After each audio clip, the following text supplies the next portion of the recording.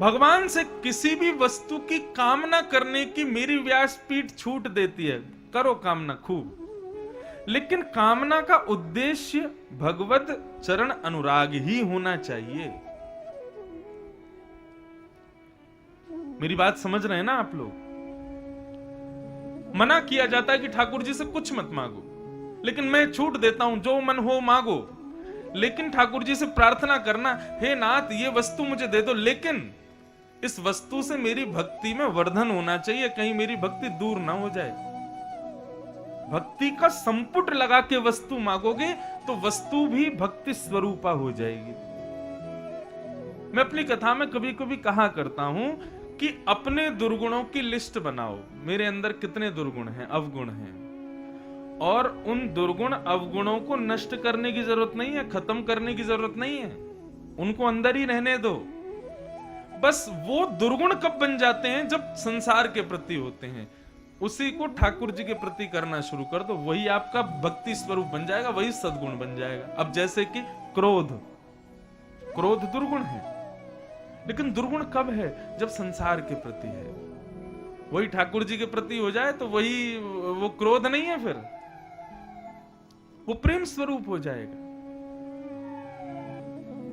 क्रोध है, मोह है, लोभ है, ईर्ष्या है, द्वेष है, ये हमारे भीतर जितने भी दुर्गुण हैं, मैं कितने भक्तों की कथा जानता हूं जिन्होंने अपने दुर्गुण से ठाकुर जी को प्रकट कर दिया, लेकिन उसको दुर्गुण नहीं कहा जाएगा। दुर्गुण वो कब बनता है? जब संसार के प्रति होता है। वही नाथ के प्रति हो जाए, भक्ति बन जाता है।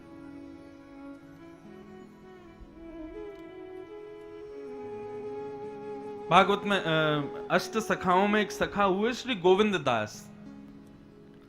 तो श्री गोविंद दास जी का जो स्वभाव था वो बड़ा चंचल था। चंचल मतलब ठाकुर जी से प्रेम तो करते थे, लेकिन ठाकुर जी को कभी कभी खूब सुना भी देते थे। ठाकुर जी के सामने खड़े होकर के राग गा रहे थे, ठाकुर जी का श्रृंगार हो रहा था, और श्रृंगार होते होते ठाकुर जी क्या करते, जैसे ही पुजारी जी थोड़ा इधर को जाते, सो ठाकुर जी सहज होके अपने श्रृंगार के मोतियों में से एक मोती निकाल करके गोविंद स्वामी में फेंक करके मारते। अब गोविंद स्वामी के सिर पर आकर के लगता, गोविंद स्वामी फिर से वही मोती उठाते, वो ठाकुर जी में फेंक के मार देते। ऐसा अनुराग उनका ठाकुर जी के प्रति। ठाकुर जी प्रसन्न रहते थे उससे। वास्तविकता यही है बंधुओं कि अपने व्यक्ति के अंदर दुर्गुण कुछ नहीं होता। दुर्गुण कब बन जाता है? जब वो संसार के प्रति होता है। वही ठाकुर जी के प्रति हो जाए, वही सद्गुण बन जाएगा।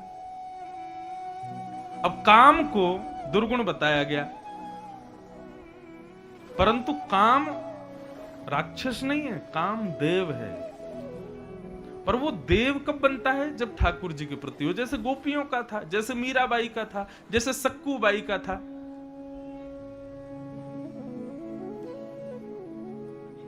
अपने दुर्गुण को ही भक्ति बना लो, उसी से ही ठाकुर जी को भजना शुरू कर दो, वही कल्याणकारी बनेगा।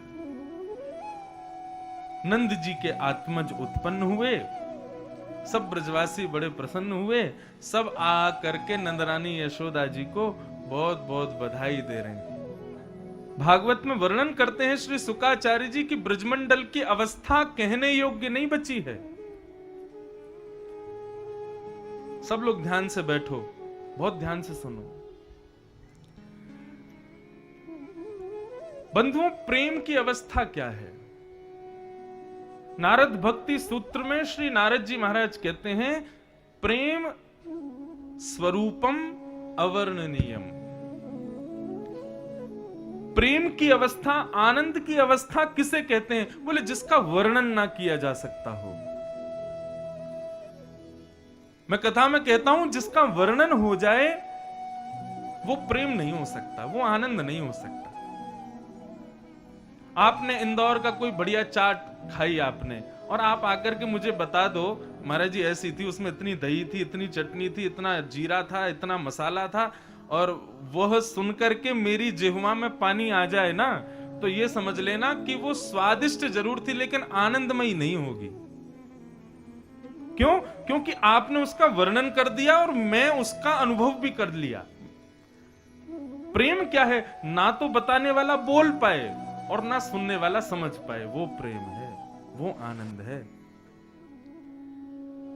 वृंदावन का कोई कह दे कि वृंदावन ऐसा है, वृंदावन के बिहारी जी ऐसे हैं, राधा वल्लभ जी ऐसे हैं, वृंदावन की गलियां ऐसी, वृंदावन के चौबारे ऐसे, वृंदावन की लस्सी ऐसी, मिठाई ऐसी, पेड़ा ऐसे, और आप उसके अनुरूप एक बुद्धि में एक आकलन कर लो कि वृंदावन ऐसा है, तो माफ करना, ना तो उसने बताने वाले ने वृंदावन देखा है और ना आप उसको समझ पाए हो। क्योंकि वृंदावन क्या है? साक्षात प्रेम है, उसका वर्णन किया ही नहीं जा सकता।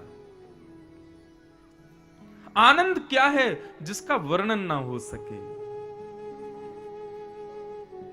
और जिसका वर्णन हो जाए वो संसार की श्रेष्ठ से श्रेष्ठ वस्तु हो सकती है, लेकिन आनंद और प्रेम नहीं हो सकता।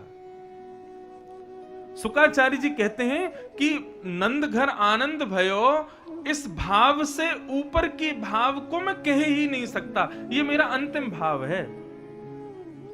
ब्रजवासियों की स्थिति मनस्थिति कहने योग्य नहीं है, बता नहीं सकते उसको हम कि कैसा हो रहा है ब्रजमंडल में आनंद। यहां तो लिखा है अवाद्यंत विचित्राणी वादित्राणी महोत्सवे, मतलब ब्रजवासियों की स्थिति ऐसी हो गई है, जैसे ही सुनते हैं अरे भैया कहा भयो, बोले अरे तुम्हें ना पतो चली नंद बाबा के लाला भयो। तो लाला भयो ये बात सुनते ही ब्रजवासी जिस स्थिति में होते हैं, जिस परिस्थिति में होते हैं, जिस व्यवस्था में होते हैं, वहीं ही नृत्य करने लग जाते हैं। और स्थिति ऐसी है कि ढोलक तो बजी रही है, तबला तो बजी रहे हैं, मंजीरा तो बजी रहे हैं, वाद्य तो बजी रहे हैं, लेकिन किसी किसी के हाथ में वाद्य नहीं आया तो जो आवाज करने वाली वस्तु मिल जाती है उसी को ही वाद्य बना के बजाने लगते हैं। इतना आनंद मना रहे हैं ब्रजवासी। ये आनंद का स्वरूप है। किसी को कुछ नहीं मिलता ना, तो सामने वाले व्यक्ति को ही नीचे झुका के उसकी कमर पे ही ढोलक बजा देते हैं, उसके सिर पे ही तबला बजा देते हैं। इतना आनंद मना रहे हैं ब्रजवासी। क्यों? बोले नंद के घर लाला भयो है। किसी को ये नहीं लग रहा है कि नंद के घर लाला हुआ है, सबको लग रहा है हमारे हृदय में लाला भयो है। ऐसा उत्सव ब्रज में मनाया गया। 1 वर्ष पर्यंत पूरे ब्रजमंडल में ये आनंद उमंग की लहर बहती रही, सब ये उत्सव मनाते रहे।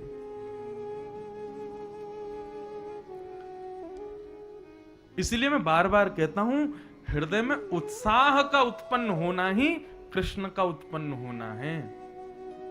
हृदय में प्रेम का उत्पन्न होना ही कृष्ण का उत्पन्न होना है। आप माला तो करते हो, आप नियम तो पूरे करते हो, तिलक तो लगाते हो, सब परंपराओं का निर्वहन तो करते हो, लेकिन हृदय में प्रेम उत्पन्न नहीं है, उत्साह उत्पन्न नहीं है, भाव उत्पन्न नहीं है, तो आपके द्वारा किए गई क्रिया केवल एक क्रिया मात्र है। कृष्ण प्रकट हुए। नंद रानी यशोदा और नंद बाबा के आनंद का वर्णन नहीं किया जा सकता। 6 दिन के ठाकुर जी हुए, तब एक राक्षसी वृंदावन में आई जिसका नाम है पूतना। भगवान ने पूतना को भेजा। बहुत ध्यान से सुनिएगा बंधुओं, आज भले ही ब्रज लीला है, बाल लीला है, पर बाल लीला का मतलब केवल आनंद, ठाकुर जी क्या क्या लीला कर रहे हैं उसको सुन के प्रसन्न होना मात्र नहीं है, उस लीला से हम क्या सीख रहे हैं यह भी बहुत जरूरी है। बहुत ध्यान से सुनना। पूतना कौन है? पूतना है अविद्या, और कृष्ण कौन है? साक्षात विद्या। अविद्या और विद्या का मिलन होने वाला है। कैसे होगा? वही पूतना की पूरी कथा है। ध्यान से सुनिएगा। कंस ने राक्षसों को बुलाया और सबसे कहा, भैया मेरे शत्रु ने जन्म लिया है, ढूंढो उसको, कहां है? पूतना ने कहा, ये कार्य आप मुझको दे दीजिए। कंस बोले, तुम कैसे जाओगी? रूप बदल के जाऊंगी। बस यही गलती की पूतना ने कि रूप बदल के गई भगवान के आगे। व्यक्ति को चाहिए भगवत सन्मुख जब होवे ना, अपना परिवेश ना बदले, रूप बदलने का मतलब मेरा श्रृंगार से नहीं है, रूप बदलने का मतलब स्वभाव ना बदले। हम संसार को रिझाने के लिए बहुत जल्दी अपना स्वभाव बदल देते हैं तो बड़े क्रोधी, लेकिन सामने वाला रीझ जाए इसलिए दिखाते हैं हम बड़े दयावंत हैं, हम बड़े खुश हैं, हम बड़े प्रसन्न रहते हैं तो बड़े लोभी, लेकिन सामने वाले को रिझाने के लिए ऐसा दिखाते हैं कि लोभ तो हमको स्पर्श भी नहीं करता। हैं तो बड़े ईर्ष्यालु, लेकिन सामने वाले को झूठी झूठी प्रशंसा करके उसके मुख पे कहेंगे हम तो तुम्हारी उपलब्धि में खुश रहते हैं, हम तुम्हारे सबसे बड़े शुभचिंतक हैं, लेकिन अंदर से उसके प्रति भयंकर ईर्ष्या है। ये जो मुखौटा हम लोग अपने मुख पे लगाते हैं ना, इसी को पूतना कहते हैं। दुनिया के सामने बना लो कितने भी चेहरे, लेकिन जब महाकाल के सन्मुख जाओ, जब श्री द्वारिकाधीश के सन्मुख जाओ, जब वृंदावन धाम आओ, जैसे हो। ठीक है, मैं ईर्ष्यालु हूं, मैं कामी हूं, मैं क्रोधी हूं, मैं लोभी हूं, मैं मोही हूं, जैसा हूं प्रभु आपका हूं, उसी रूप में सन्मुख जाओ। स्वयं को बदल के, मैंने पहले दिन ही कहा वंशी ही क्यों धारण करते हैं ठाकुर जी, क्योंकि वंशी अपने स्वरूप को छुपाती नहीं है, जैसा स्वरूप है, जैसा स्वभाव है उसको प्रकट कर देती है। पूतना अति सुंदर बनकर के गई वृंदावन। पूतना को कैसे पता चला कि ठाकुर जी कहां है? उसको पता नहीं चला। वो 10 दिन के अंदर जितने बालकों ने जन्म लिया सबके घर जाती है, बालकों को बधाई देने के माध्यम से, खिलाने के माध्यम से अपनी गोद में लेती है, चुपके से अपना पयोधर पान करा देती है। पयोधर में विष लगा होता है, उसको पीते ही बालक मर जाता है। इस प्रकार असंख्य बालकों को मारते हुए पूतना गोकुल पहुंची। अब देखो अविद्या किसको कहते हैं, ध्यान से सुनना। सब ब्रजवासी क्या कर रहे हैं? नंद घन आनंद भयो जय कन्हैया लाल की। सबकी आंखें ठाकुर जी को देख रही हैं, सबकी जिह्वा ठाकुर जी का कीर्तन कर रहे हैं, सबका देह नृत्य कर रहा है ठाकुर जी के उत्सव में। मतलब सब भक्ति युक्त हैं। परंतु जैसे ही पूतना गोकुल में प्रवेश करती है, अपनी रूप माधुरी से, अपने तिरछे कटाक्ष नयनों से, अपने पैरों के पायल की झंकार से, अपने सुकोमल स्वरूप से, जो कि उसका वास्तविक नहीं है, बना के आई है जबरदस्ती, उससे समस्त ब्रजवासियों को अपनी ओर आकर्षित करने लगी। यही अविद्या है। अब ब्रजवासी गा रहे हैं नंद घन आनंद भयो जय कन्हैया लाल की। इतने में ही पूतना बगल से निकलती है, तो उसके देह से उत्पन्न होने वाली सुगंधी, उसकी रूप की कांति को देख करके वो ब्रजवासी गाना भूल जाता है, उसको देखने लगते हैं, अरे ये कितनी सुंदर है। किसी से बात करती है तो गोपियां कहती हैं, अरे ये बोलती कितना मीठा है। उसकी गजगामिनी चाल, उसकी चाल को देख करके कितने ब्रजवासी तो लट्टू हो गए पूतना पे। कई तो ये खोजने निकल गए, देखो तो सही इसका ब्याह हुआ कि नहीं, नहीं हुआ हो तो हम अपना नंबर लगा लें। इतनी सुंदर बन के गई पूतना। बंधुओं, यही अविद्या है कि व्यक्ति भगवत भाव में तल्लीन है और उस तल्लीन भाव में कोई आकर के भगवत भाव से उसको विमुख कर दे, अपनी ओर आकर्षित कर दे, वही पूतना है। अब चाहे वो आपका मोबाइल फोन हो, चाहे वो आपका फेसबुक हो, इंस्टाग्राम हो, व्हाट्सएप हो, संसार की कोई भी अपनी ओर आकर्षित करने वाली वस्तु हो, संसार में जब लगे हो तब कोई भी बुलावे, कोई दिक्कत नहीं। लेकिन जब आप कथा सुन रहे हो, आप भजन कर रहे हो, आप ठाकुर जी का दर्शन कर रहे हो, लेकिन उस स्थिति में आपका मन कहीं और चला जाए, ठाकुर जी की कथा से हट जाए, तो उस वस्तु को ही पूतना मानना, वही पूतना है। मेरा स्वभाव है कि मैं बड़े धैर्यवंत होकर कथा सुनाता हूं। मुझे कथा में बिल्कुल भी कोई आवाज भी करता है ना, मेरे से नहीं होती फिर कथा, फिर मैं समय निकालता हूं।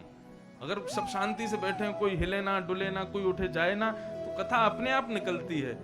लेकिन जैसे ही कोई डिस्टरबेंस आता है ना, मेरा मन विचलित हुआ नहीं, मैं उसको साक्षात पूतना के रूप में ही देखता हूं। फिर वो चाहे फिर कोई राजनेता ही क्यों ना हो। अब हमारे मुदगल जी आते हैं, लेकिन मंच पर कब आएंगे? जब कीर्तन होगा, क्योंकि उनको पता है कि कथा के बीच में नहीं जा सकते, वो अपने भाव में है। जब भजन हो रहा होगा, कीर्तन हो रहा होगा, हाँ अब ये कथा से थोड़े हटे हैं, अब इनको जाके प्रणाम कर लो, इनको माला पहन। कई जगह लोग नहीं मानते बिल्कुल भी। महाराज जी आज हमारे एमएलए साहब आएंगे, आज हमारे वो आएंगे। मैंने कि भैया उनको शुरुआत में बुला लो, कथा के बाद में बुला लो, बीच में मत बुलाना। मैं फिर कथा को न्याय नहीं दे पाता। आपने इतना बड़ा पंडाल बनाया, इतनी व्यवस्था की, मुझे इतनी दूर से बुलाया, मैं इतने सारे लोगों को लेके आया, मुझे कथा कहने दो अपने भाव से। बीच में कोई वो आता है तो फिर मैं नहीं कह पाता, मैं उसको पूतना ही समझता हूं, चाहे वो प्रधानमंत्री क्यों ना हो। कथा के बीच में आएंगे तो पूतना है। अब इस बात को कोई सुन ले कथा में तो आगे से याद रखेगा कि हमको कब पहुंचना है कथा में।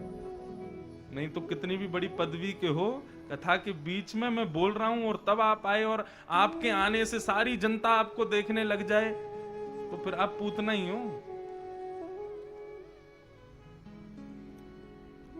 हाँ एक बात है, कोई विशिष्ट संत आ जाएं कथा के बीच में, उनके लिए ये नियम लागू नहीं, उनको पूतना मत समझना।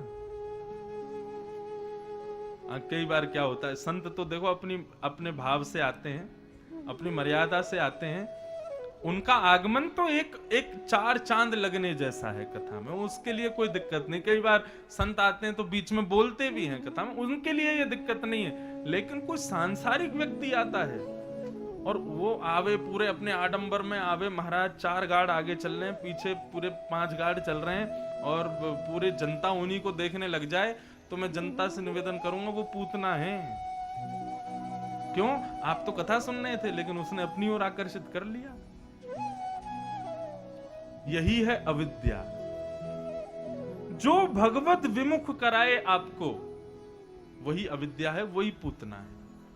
ठाकुर जी ने ब्रज में जन्म लेते ही सबसे पहले किसको मारा? पूतना को मारा, मतलब अविद्या को मारा। जो मुझसे भक्तों को विमुख करे मैं उसको नष्ट करूंगा।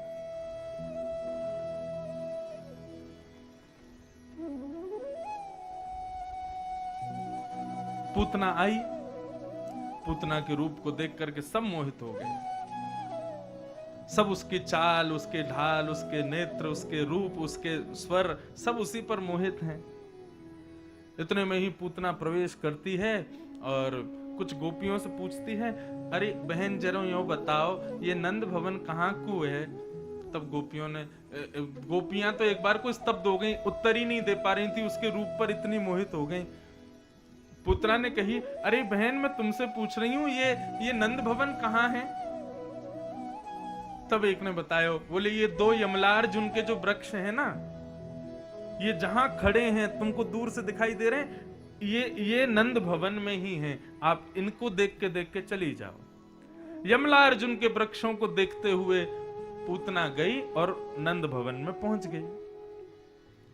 अब बंधुओं यहां पर वर्णन है कि ब्रजवासियों की तो बहुत दूर की बात है, लेकिन भगवान की परम सुखदाई मां यशोदा भी पूतना के रूप पर मोहित हो गई। कहने का अभिप्राय क्या है यहां पर टीकाकारों का? यशोदा कौन है? यशोदा मतलब वो जीवात्मा जो अपनी सर्वांगीण इंद्रियों से कृष्ण का है, जो अपने सर्वभाव से कृष्ण का है, वो है यशोदा। अविद्या इतनी शक्तिशाली है कि निरंतर भगवत स्मरण करने वाले, नित्य भगवान की सेवा में रहने वालों को भी अपनी ओर आकर्षित कर लेती है।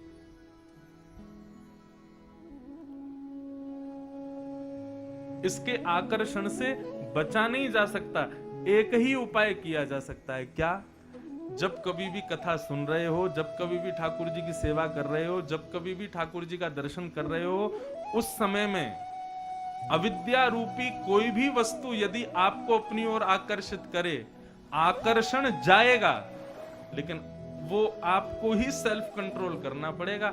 आपको या तो नजर फेरनी पड़ेगी, या तो नजरअंदाज करना पड़ेगा, या फिर अपने मन को वहां से हटा करके कैसे भी करके दृढ़ता से ठाकुर जी के चरणों में लगाना पड़ेगा। वही संभव है, नहीं तो अविद्या इतनी शक्तिशाली है कि इससे कोई नहीं बचा। अविद्या कौन है? संसार की माया, संसार की वो लुभाने वाली हर वस्तु, वो अविद्या है।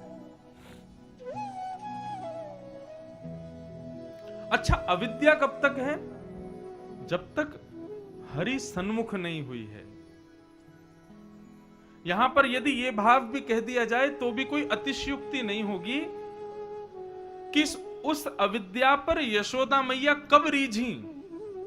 जब वो अविद्या भगवान के अंतःपुर में आ गई, भगवान के सन्मुख आ गई। जब ठाकुर जी के पालना के बिल्कुल पास आके पूतना खड़ी हो गई, तब यशोदा मैया का ध्यान गया उस पे। अरे तुम तो बड़ी सुंदर हो। मतलब जब मायावी वस्तु भी जब ठाकुर जी के संबंध में आ जाए, ठाकुर जी के सन्मुख आ जाए, तो उस पर तुम्हारा भाव जाना चाहिए, नहीं तो नहीं जाना चाहिए। जैसे ही पूतना आई, पूतना के आते ही यशोदा मैया ने कहा, इतनी सुंदर।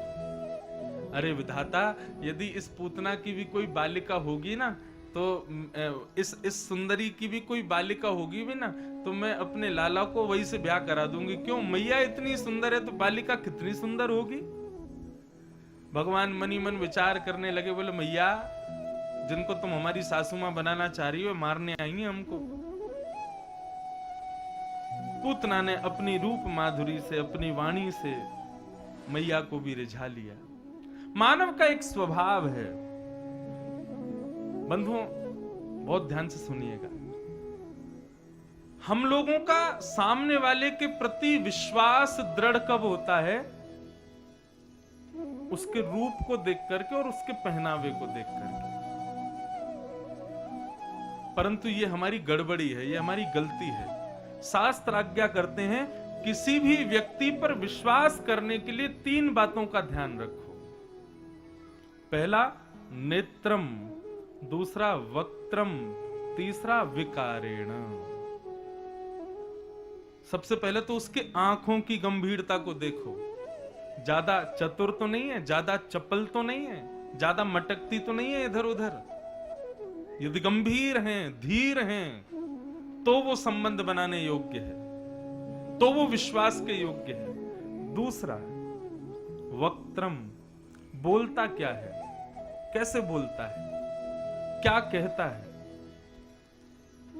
व्यक्ति की ये 3 पहचान है। पहले तो उसके नेत्र, दूसरी उसके शब्द, उसकी वाणी, और तीसरा उसका उठना बैठना, चलना फिरना, उसका विकार शरीर का।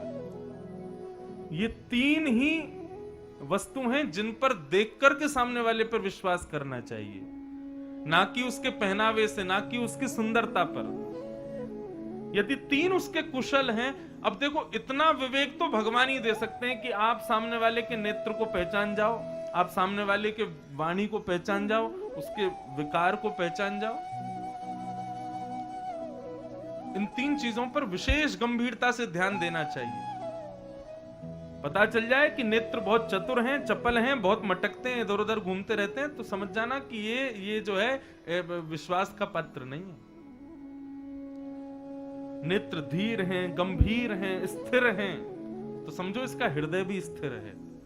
दूसरा वाणी, बहुत कम बोलता है, लेकिन जब बोलता है तो अच्छा बोलता है, मधुर बोलता है, प्रिय बोलता है,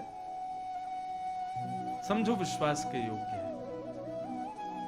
अच्छा, बोलना भी एक कला है। कई लोग इतने होते हैं, वाक पटुता बहुत होती है उनमें। वाक पटुता समझते हैं?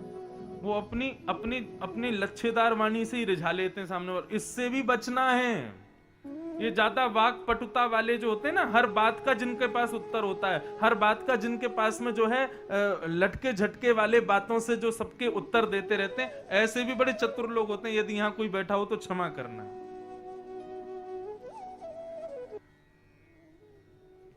बंगला में एक बात कहते हैं, अति भोक्ति चोरे लक्षण। ये ज्यादा दिल्लर तिल्लर जो लोग होते हैं ना, ये चोर के लक्षण हैं। सामान्य रहे, वो विश्वास के योग्य है। और विकारेण,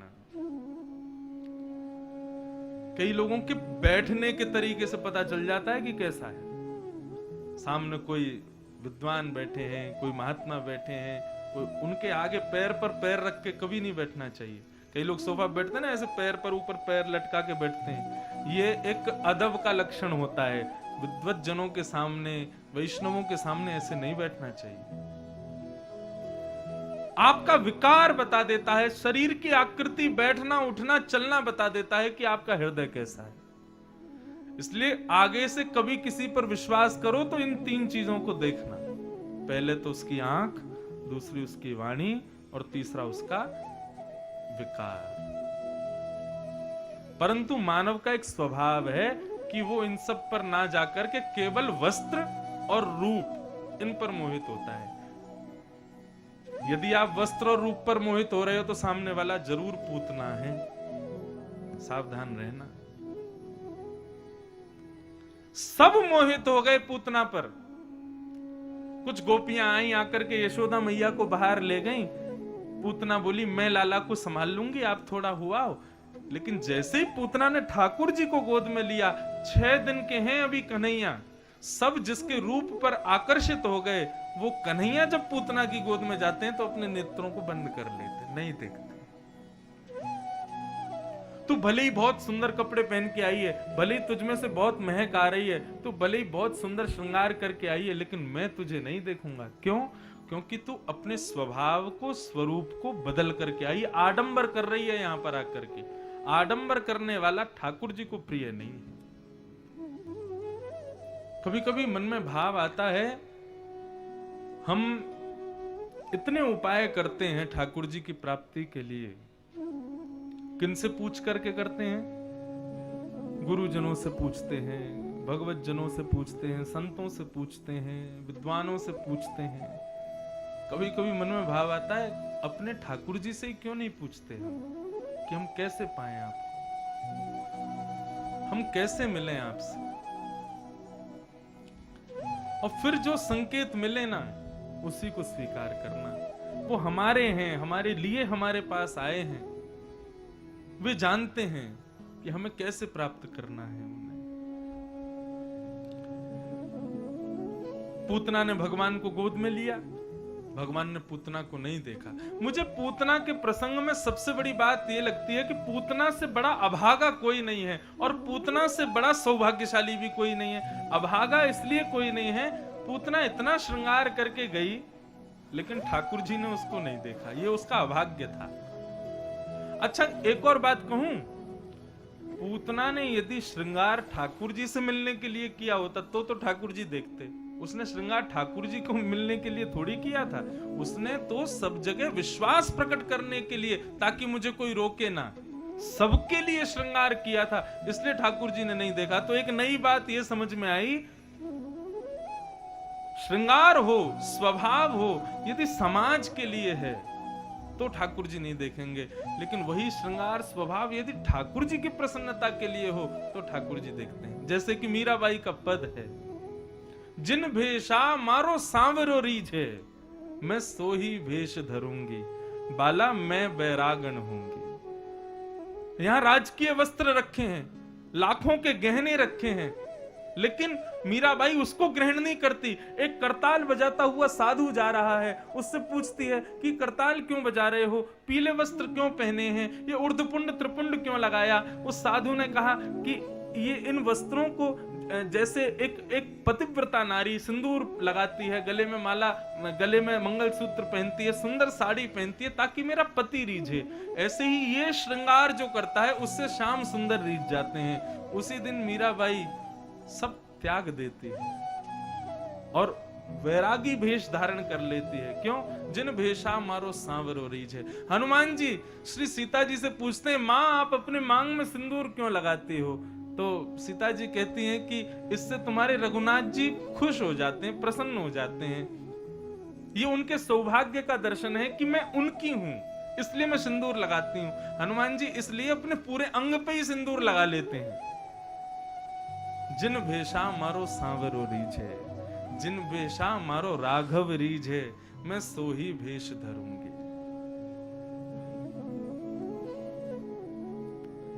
पूतना का श्रृंगार, पूतना का स्वरूप, पूतना का स्वभाव संसार के लिए है। यदि ठाकुर जी के लिए होता तो ठाकुर जी देखते। पूतना ने अपना पयोधर भगवान के मुखमंडल में दिया, भगवान ने विष को पिया, उसके दुग्ध को पिया, उसके पुण्यों को पिया, पापों को पिया, रस तत्वों को पिया और पीते पीते पीते पीते पीते पीते ठाकुर जी ने अंत में कस करके पूतना के प्राणई शमम रोष शमन वितो पिबत, ठाकुर जी ने पूतना के प्राणों को निकालना शुरू किया। और जैसे ही पूतना के प्राण निकलने लगे, थोड़ी देर तो पूतना बैठी रही, लेकिन थोड़ी देर बाद व्याकुल होने लगी, घबराहट होने लगी, पसीना युक्त होने लगी, धीरे धीरे उसका सारा मेकअप धुल गया। ये विशाल नेत्र, बड़ी बड़ी भौहें, बड़े बड़े कान, काला कलूटा स्वरूप, बड़ी बड़ी जटाएं, बड़े बड़े दांत, नाखून आदि राक्षसी रूप में प्रकट हो गई पूतना। हमारे पूज्य पिताजी इस भाव में एक बात कहते हैं, कभी कभी मुझे समझ आती है, व्यक्ति कितना भी संवार ले, सजा ले, लेकिन जब उसका अंतिम समय आता है तो वो अपने वास्तविक रूप में आ जाता है। मृतक व्यक्ति को देखना, उसको देख करके ना प्रशंसा नहीं होती, भय लगता है। क्यों? वो उसका वास्तविक रूप है, जिसको उसने इतने वर्षों से सजा संवार करके रखा था। एक बाल भी अगर सफेद हो जाता तो तुरंत उस पर मेहंदी लगा लेना, डाई कर लेना, कान से सुनना बंद हो जाए तो तुरंत कानों में ड्रॉप व्रॉप डलवा के फिर वो मशीन लगा लेना, किसी को दिखे ना, आंखों से दिखना बंद हो जाए तो चश्मा लगा लेना, और आदि आदि प्रकार से अपने आप को हर तरीके से उसने बचाने का प्रयास किया। लेकिन अंत ऐसा होता है कि वो उसके वास्तविक रूप को प्रकट कर देता है। पूतना के जैसे ही प्राण पिए भगवान ने, मानो इस विषय को इस प्रकार से वक्ता कहना चाहते हैं कि जब ठाकुर जी प्राण हरण करते हैं तब वो अपने वास्तविक रूप में आता है। सूरदास जी कहते हैं, जा प्रियतम सो प्रीति घनेरी, जिस प्रियतम से बहुत प्रेम था, अंतिम समय में ताही देख डर जई हैं, उसको देख के फिर डर लगता है। ये संसार को रिझाने लुभाने वाले चेहरे हैं हमारे, असली तो तब आते हैं जब मृत्यु आती है समीप। पूतना अपने राक्षस भेष में आ गई। भगवान ने जैसे ही प्राणों को निकाला है, अरे बालक छोड़, अरे लाला छोड़, अरे बालक छोड़, चिल्लाने लगी। तो 6 दिन के कृष्ण, अभी दांत भी नहीं निकले, दांत भी तो बहुत दिन बाद, क्या 6 दिन का बालक तो स्वयं को संभाल भी नहीं पाता, लेकिन 6 दिन के ठाकुर जी बोल पड़े, मौसी जी हम पे तो पकड़ो ही आवे, छोड़ो ना आवे, और एक बार जाकू पकड़ लेना तो फिर ठिकाने लगा के छोड़ें। कभी कभी लगता है पूतना के प्राण तो भगवान के स्वर सुन के ही निकल गए होंगे, 6 दिन का बालक बोल रहा है।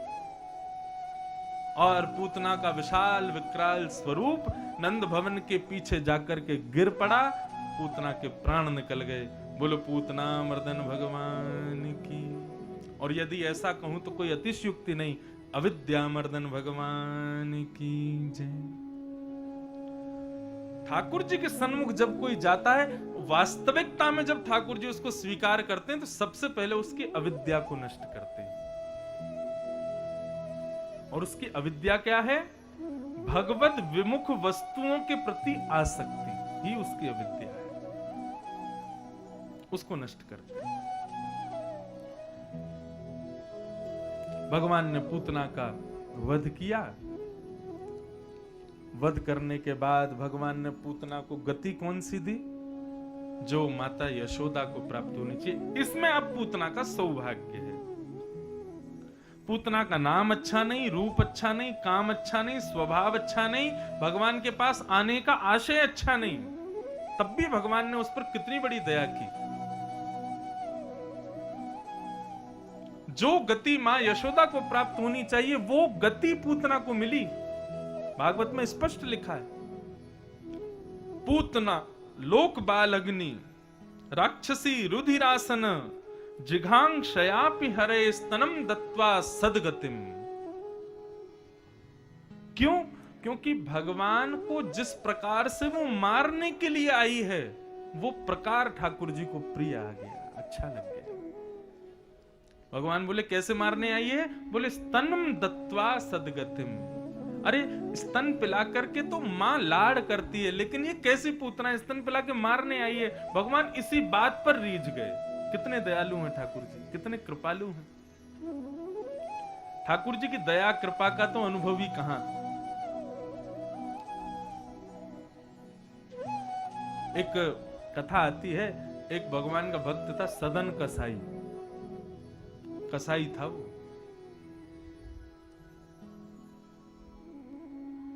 मांस काटता था और काट करके लोगों को बेचता था। लेकिन वो भक्त कैसे बन गया? भगवान का भक्त तो था नहीं, सहज ही भगवान ने उस पर कृपा की। भक्त दो प्रकार से बनते हैं, एक तो हम प्रयास करें ठाकुर जी को प्राप्त करने का, और एक होता है ठाकुर जी प्रयास करें भक्त को प्राप्त करने का। हम जब भगवत प्रयास करते हैं भगवान को पाने का, उसे कहते हैं रस, और जब ठाकुर जी प्रयास करते हैं भक्त को पाने का, उसको कहते हैं रास, जो हम कल सुनेंगे। तो सदन कसाई की कथा ऐसी थी कि वो मांस बेचता था, तो तराजू तोलता था, तो तराजू में एक तरफ भार रखते हैं ना, उस भार के स्थान पर सदन कसाई कहीं से बीन करके ला रहा था कुछ पत्थर, तो कहीं किसी के शालिग्राम जी मिल गए उसको पड़े हुए। अब वो तो जानता नहीं है शालिग्राम जी क्या होते हैं, उसने तो वो एक भार समझ के उठा लिया, और तराजू में एक तरफ शालिग्राम जी को रखता, दूसरी तरफ मांस को रखता, तोल करके लोगों को बेचता था। एक बार एक महात्मा जा रहे थे, तो महात्मा सदैव जो है वो कसाई के दुकान से ऐसे निकलते थे देखना ना पड़ जाए। लेकिन एक दिन उनके संग में एक सेवक था, उसने देख लिया, उसने देख करके महात्मा को बताया, बोले महात्मा जी आप, हमको ऐसा लगता है कि ये सदन कसाई की जो दुकान है ना, बोले हाँ बड़ी दुर्गंध आती है, मैं तो देखता भी नहीं। बोले नहीं महाराज जी कल देखना आप, वो तराजू जो तोलता है ना, मुझे लगता है दूसरी तरफ जो वो भार के रूप में रखता है वो साधारण पत्थर नहीं है, शालिग्राम जी हैं। महात्मा बोले सही में? बोले हाँ, शालिग्राम की पहचान है। पहली बात, शालिग्राम पूर्ण चिकने नहीं होते, जैसे कईयों के घरों में मैंने देखा है बिल्कुल ऐसी शाइन मारती है उनमें से, वो नकली हैं, वो लोगों ने पेंट वेंट लगा के दे दिया आपको। शालिग्राम जो है ना, उनकी कांति कृष्ण है, वो चमकते नहीं है। इत्र लगाओ उसके बाद में थोड़ी चमकाहट आती है, लेकिन थोड़ी देर में वो इत्र भी सूख जाता है। शालिग्राम जो है उनमें कोई ना कोई दैवी चिन्ह जरूर होता है। गंडकी नदी में रहते हैं तो वहां एक भाव से उनमें कोई ना कोई आकृति बन जाती है, कोई ना कोई आकार उनमें होता है, वो स्पष्ट गोल बिल्कुल पत्थर जैसे नहीं होते। महात्मा निकले, सदन कसाई के बगल से निकलने लगे, तभी देखा तो एक नजर मार करके देखा तो वास्तव में तराजू के एक पडले पर जो रखा था वो शालिग्राम जी थे। सदन कसाई की दुकान पे महात्मा पहुंच गए, मुंह पे हाथ रख के बोले तुमने क्या कर रखा है? बोले क्या कर दिया महाराज, प्रणाम करूं चरणों में दंडवत, आप मेरी दुकान पे आ गए, मैं तो अब धन्य हो गया, आप जैसे संत मेरी दुकान पे कहाँ आते हैं? बोले हम इसलिए आए हैं, ये जो तुम तराजू तोलते हो, ये पडले में दूसरी तरफ जो रखा है ना भार, ये साधारण पत्थर नहीं है, साक्षात शालिग्राम है। बोले महाराज मेरी रोजी रोटी है, मैं इन्हीं से ही मांस तोल तोल करके बेचता हूं। संत बोले राम राम राम राम, ये साक्षात नारायण है, और तुम नारायण से मांस तोल करके देते हो। सदन कसाई की सहजता सरलता इतनी। बोले महाराज ये सोचिए ना, मैंने कितनों का उद्धार किया, भगवान के भार के समान मांस बहका है मैंने सबको। संत हट करने लगे, बोले हम तुम्हारी दुकान जला देंगे, तुमको सब ध्वस्त कर देंगे, नष्ट कर देंगे, तुमको देश निकाला कर देंगे, इनको हमको दे दो। लेकिन एक सदन कसाई का एक सहज प्रेम हो गया था, भले ही एक भार के रूप में हुआ था लेकिन हो गया था। सदन कसाई जब उठाता था तो शालिग्राम भगवान ऐसे लुढ़कते थे उसके पल्ले में, और उसको वो देख करके बड़ा सुख मिलता था। महात्मा ने हट करके शालिग्राम मांग लिए और ले गए। सदन कसाई ने 2 दिन तक अपनी दुकान नहीं खोली। महात्मा अपने यहाँ ले गए, पंचगव्य से स्नान कराया, पंचामृत से स्नान कराया, इत्रादि लगा के, तिलक विलक लगा के, चांदी के सिंहासन पर शालिग्राम भगवान को विराजमान किया, तुलसी पत्र लगाए, फूल चढ़ाए, सब कुछ चढ़ा करके आरती करके भोग लगाया। क्षमा मांगने लगे, भगवान बहुत बड़ा अपराध हो गया, हमारे रहते हुए आप एक कसाई के यहाँ। महात्मा जी सेवा आदि करके शयन करने चले गए। स्वप्न में रोते हुए ठाकुर जी प्रकट हो गए। महात्मा बोले भगवान आप रो क्यों रहे हो? बोले मैं रो इसलिए रहा हूं कि आज मैं लुढ़का नहीं हूं, सुबह से मुझको आनंद नहीं आ रहा है। वो सदन कसाई जब तराजू उठाता है और उस पर जब मैं इधर उधर लुढ़कता हूं तो मुझको बड़ा सुख मिलता है। महात्मा बोले राम राम ये परमात्मा है, कितने कृपालु हैं, कितने दयालु हैं। उस सदन कसाई के यहां पर उनको लुढ़कने में सुख मिल रहा है। सोचो, कंबा दयालुम शरणम ब्रजेम। फिर ठाकुर जी ने आज्ञा दी तो महात्मा ने सदन कसाई को बुला करके उसके सारे भावों को दूर किया, उसके जो कसाई खाना था आदि सब उसका बंद करवा दिया और ठाकुर जी की नित्य शुद्ध सेवा उसको प्रदान की और सदा के लिए शालिग्राम भगवान फिर सदन कसाई के हो गए। तो कई कई जगह भगवान स्वयं कृपा करने जाते हैं और कई कई जगह से हम लोग चाहते हैं कि ठाकुर जी हमारे पास आवे, लेकिन कई जगह ठाकुर जी का भाव बनता है कि इस पर मुझे कृपा करनी है। पूतना पर कृपा की भगवान ने और उसके उस सामान्य स्तन पिलाने के भाव पर रीझ करके ठाकुर जी ने उसको सदगति प्रदान कर दी। कंबा दयालुम शरणम ब्रजे। ब्रजवासी दौड़े दौड़े गए तो देखा महाराज पूतना के पयोधर पर ठाकुर जी पौड़े भये हैं। सबने जाकर के ठाकुर जी को उठाया, गौशाला में लेकर के गए। गौशाला में जाके गौ पृच्छ से ठाकुर जी को झाड़ा दिया। गौ चरण की रज ठाकुर जी के 12 अंगों पर लगाई। एक निवेदन करें बंधुओं, जब भी घर में कोई बालक जन्म लेवे, प्रयास कीजिएगा कि जब उसका वो घर से बाहर निकलने की अवधि पूरी हो जाए, वो घर से बाहर जाने योग्य हो जाए, सबसे पहले उसको गौशाला लेके जाना बालक को। यदि उसका भविष्य उज्जवल चाहते हो तो, यदि उसकी मति उज्जवल चाहते हो तो बालक का जन्म जैसे ही हो, कुछ दिन बाद जब वो घर से बाहर निकलने योग्य हो जाए तो उसको लेके सबसे पहली यात्रा गौशाला की करना। गायों को जाकर के खूब सुंदर जो है अपने हाथों से गुड़ खिलाना, चारा खिलाना, लेकिन याद रहे गाय देसी गौ माता हो, वेद लक्षणा। वेद लक्षणा गौ माता का स्वरूप क्या है? पहला गल कंबल, गले में कंबल होगा। दूसरा उठा हुआ कोठा होगा और सींग होंगे। ये 3 पहचान है वेद लक्षणा। वेद लक्षणा मतलब वेद में जो लक्षण बताए हैं गाय के, वो ये है। ऐसी वेद लक्षणा गौ माता का तिलक पूजन और फिर उसके चरणों की रज उस बालक के माथे से लगाना, एक डिब्बी में भर के घर ले जाना और नित्य बालक को जब भी स्नान कराओ तो काला काजल का टीका तो लगाती हैं, लेकिन वो गौ की रज भी उसके माथे से लगाना। गौ माता यदि बाल्यकाल से ही उस वत्स की रक्षका बन जाएंगी, जीवन भर वो बालक एक सुबुद्धि वाला होगा, कृष्ण की तरह, भगवान कृष्ण के समान। आज भगवान कृष्ण जन जन के प्रेमी हैं, जन जन के उपास्य हैं, गीता जैसा अद्भुत ज्ञान देते हैं। एक बार को हम उनको भगवान ना मान के सामान्य बालक ही समझें तो इतने श्रेष्ठ वो क्यों बन गए? क्योंकि गौ की बड़ी कृपा रही। जिसको गौ से प्रेम नहीं है ना, वो गोविंद से कभी प्रेम नहीं कर पाए। जिसको गोपाल से प्रीति है ना, उसको गौ से प्रीति होगी ही होगी।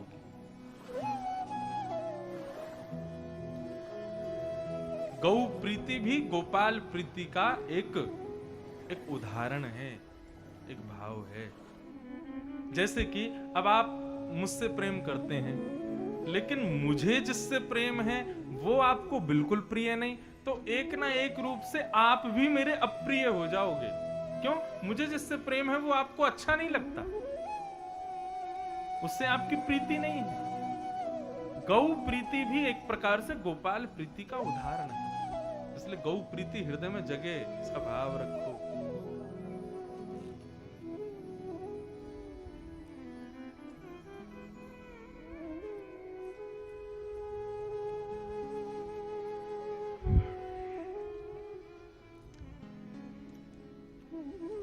जब कोई कीर्तन हुआ करे तब दे दिया करो।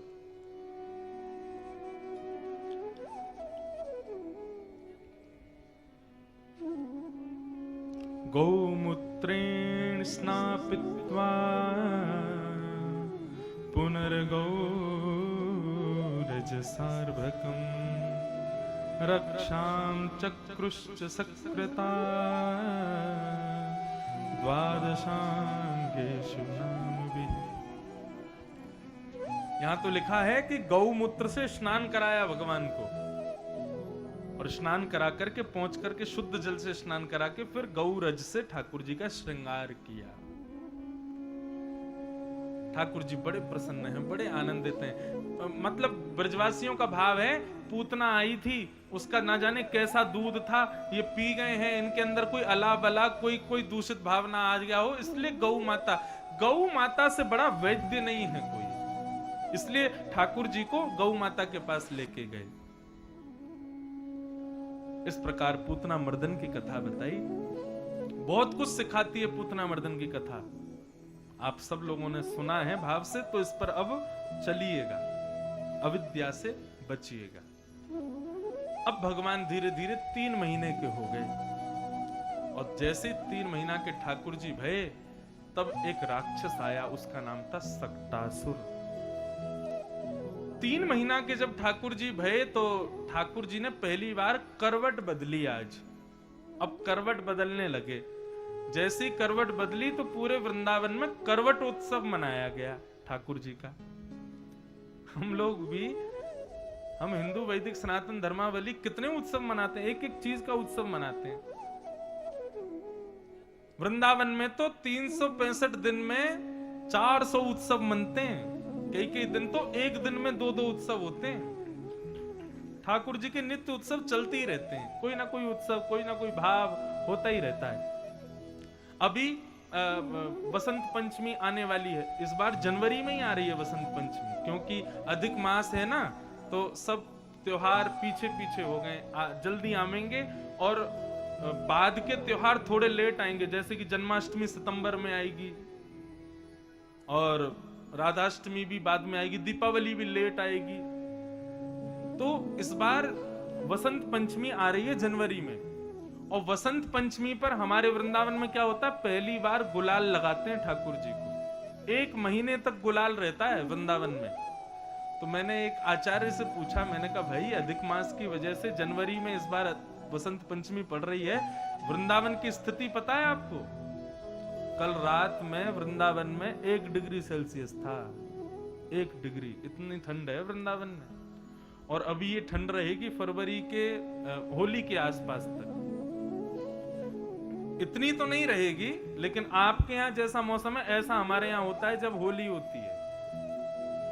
तो ठाकुर जी को अभी वसंत पंचमी पर गुलाल आ जाएगा, और फिर 1 महीने तक गुलाल उड़ेगा, तो गुलाल जितनी बार लगता उतनी बार ठाकुर जी को स्नान कराना पड़ता है। तो हमने आचार्यों से कहा, मैंने कहा कहाँ हम लोग इतना सुख का विचार करते हैं, ठाकुर जी को कष्ट नहीं होना चाहिए, ठाकुर जी को श्रम नहीं होना चाहिए। इसी वजह से हमारे गिरधर लाल जी साल में 5-6 बार स्नान करते हैं बस, बाकी दिन तो केवल गीले कपड़ा से मुंह पूछता है इनका। क्यों? छोटे बालक है ना, ज्यादा नहाएंगे तो जुकाम हो जाएगा, ये भाव रहता है वृंदावन में, इसलिए गीले कपड़ा से पहुंचते हैं केवल उनको। तो हमने कहा कहां हम इतने सुख का विचार करते हैं, और अभी वसंत पंचमी पर ठाकुर जी को गुलाल आ जाएगा। हमारे ब्रज के ब्रज रसिकों का भाव भी अद्भुत है, उन्होंने इतनी अच्छी बात कही। अच्छा, वसंत पंचमी पे क्या होता है, ठाकुर जी के मोजे उतर जाते हैं, हाथों के पैरों के गर्म वस्त्र धीरे धीरे कम हो जाएंगे। तो इतना अच्छा भाव कहा, बोले कि जब इनके मोजे उतारेंगे, इनके गर्म कपड़े उतारेंगे, इनको जब ठंड लगेगी तभी तो ये ऋतु बदलेंगे, तभी तो ये मौसम बदलेंगे। अब इनको मोजा पहना के रखेंगे, कंबल पहना के रखेंगे, आगे अंगीठी रखते रहेंगे, सिगड़ी जलाते रहेंगे, तो इनको तो ये लगेगा आनंद आ रहा है, बढ़िया सर्दी चलने दो। जब इनके कपड़े उतारेंगे, मोजे उतारेंगे, सिगड़ी हटाएंगे, जब इनको ब्यार लगेगी, ठंड लगेगी, तभी ये आकाश में हाँ भाई मौसम बदलो, अब हमको सर्दी लग रही है, मोजे वोजे सब उतर गए हमारे, तभी तो मौसम ऋतु बदलेगी। मैंने कहा आपका भाव अद्भुत है भैया। वृंदावन भाव की सेवा से युक्त है। वृंदावन में नित्योपचार नहीं होता, बस सुबह घंटी हिला देना, आरती कर देना, ये सब नहीं होता वृंदावन में। वृंदावन में तो राजोपचार होता है, एक राजाधिराज की तरह सेवा होती है ठाकुर जी की। तो करवट उत्सव मनाया गया। अब करवट उत्सव में इतनी भीड़ आ गई महाराज, कोई लाला के गाल खींचे, कोई लाला के पाम खींचे, कोई लाला के हाथ पकड़े। चिढ़ गए ठाकुर जी, रोने लगे जोर जोर से। जैसे ही जोर से रोए तो यशोदा मैया ने ठाकुर जी को हृदय से लगाया और नंद भवन, बहुत बड़ा है नंद भवन, 80 नंद भवन का वर्णन आता है तो 80 आंगन है नंद भवन में, आंगन 80 हैं, इतना बड़ा है नंद भवन। मैया कहीं से छुपा छुपू करके ठाकुर जी को लेकर के गई और एक बैलगाड़ी के नीचे कपड़ा बांध के ठाकुर जी को उसमें पौड़ा दिया। ठाकुर जी कपड़ा में ही झूल रहे हैं और वहीं मैया बैठ करके लाला को सुला रही है। जैसे मैया ने देखो लाला के नेत्र बंद है गए, लाला अब सो गए हो, मैया उठ के जाने लगी, इतने में ठाकुर जी के नेत्र खुल गए। ठाकुर जी ने देखे मैया मुंह को छोड़ के जा रही है, या कुछ संसार ज्यादा प्रिय, मैं इतना प्रिय ना हूं। जैसे ही मैया दूर गई तो मैया का भाव अपनी ओर आकर्षित करने के लिए ठाकुर जी ने अपना पद ऊपर उठाया और उठा करके जोर से एक झटका मारा उस बैलगाड़ी में। ऊपर बहुत सारी मटकियां रखी थी, उनमें घी दूध दही सब रखा था। उसी के ऊपर सक्टासुर नाम का एक दैत्य बैठा था। भगवान ने पाद प्रहार किया। अच्छा, भगवान ने प्रहार तो किया यशोदा मैया का आकर्षण अपनी ओर करने के लिए, उनका भाव अपनी ओर खींचने के लिए, लेकिन वो सक्टासुर गलत जगह बैठ गया तो वहां उसकी मृत्यु हो गई। बैलगाड़ी पलट गई, सब उलट पुलट हो गया और उसी बैलगाड़ी के नीचे दब करके सक्टासुर मर गया। अब एक बात कहें, हमारे ठाकुर जी अटेंशन सीकर हैं। इनका मतलब, इनका भाव रहता है केवल मुझे देखो, केवल मुझे सुनो, केवल मेरे पास रहो, मेरे अतिरिक्त और किसी को ना देखो ना सुनो ना कुछ और क्रिया करो। तुमको जीवन में अपने जो कुछ भी करना है मुझसे संबंध बनवा करके करो, तब तो ये राजी हैं। अटेंशन सीकर हैं। इनको जरा भी लगता है ना कि मेरा भक्त या मेरा अधिकारी किसी और के प्रति आकर्षित हो रहा है, तो जिसके प्रति वो आकर्षित हो रहा है ये उसको नष्ट कर देते हैं। जैसे एक छोटा बालक, उसकी माँ यदि किसी और के बालक को गोद में उठा ले, थोड़ा खिलाने लग जाए तो बालक मचल जाता है। मेरी माँ ने उसको क्यों उठाया, ये मेरी है, बस मेरे पास रहे, वो रोता है। कई बार पिता भी आकर के बस ऐसे दिखाने के लिए माँ को ऐसे कर देते हैं तो बेटा बेचैन हो जाता है, क्यों, आपने छुआ क्यों, मेरी माँ है। ठीक वैसा ही भाव है ठाकुर जी का अपने भक्तों के प्रति। यदि उनका आकर्षण किसी और के प्रति होता है या उन पर कोई आपत्ति विपत्ति दुविधा आदि कुछ भी आती है और वो भक्त पूर्ण रूपेण ठाकुर जी को समर्पित है, तो ठाकुर जी को उसी प्रकार व्याकुलता होती जैसे एक छोटे बालक को होती है। यशोदा मैया जरा सी दूर क्या गई, ठाकुर जी मचल गए। बैलगाड़ी घेर दी, मैया ने पीछे मुड़कर के देखा तो सारी मटकियां फूटी पड़ी हैं, सक्टासुर मरा पड़ा है, बैलगाड़ी उल्टी पड़ी है और दही दूध घी में लते पते छोटे से नन्हे से ठाकुर जी वहीं करवट ले रहे हैं। दौड़ करके मैया गई, सारे ब्रजवासी इकट्ठे हो गए। मैया ने लाला को उठाया, हृदय से लगाया, पुचकारने लगी, पूछने लगी ये बैलगाड़ी कैसे गिर गई, मेरो लाला कैसे गिर गए हो। एक छोटा सा बालक आया, बोले मैया मैं बताऊं। बोले बता। बोले मैं पल्लंग को खेल रहे हो तो वहां से मैंने देखी। कहा देखी लाला? बोले मैंने देखो ये तुम्हारो लाला जो या के नीचे झूल रो काओ बैलगाड़ी के नीचे, याने अपनो पाम लंबो कियो और इतनो लंबो करके जोर से मारो, सोई बैलगाड़ी गिर गई।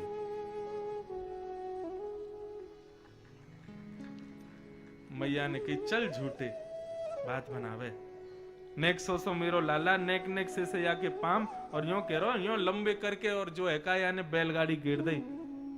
झूठ बोला मुझसे। बोले मैया तेरी सौगंध खा के कह रहा हूं, मैं झूठ ना बोल रहा हूं, मैंने देखो तेरे लाला ने इतना लंबो पाम करके उड़ा दी बैलगाड़ी। मैया ने दो धरेबा में भग आते, तेरी मैया की उम्र क्यों मुझसे मजाक करे। अरे मैया मजाक नहीं कर रहा हूं, सही में तेरे लाला ने बैलगाड़ी गिरी।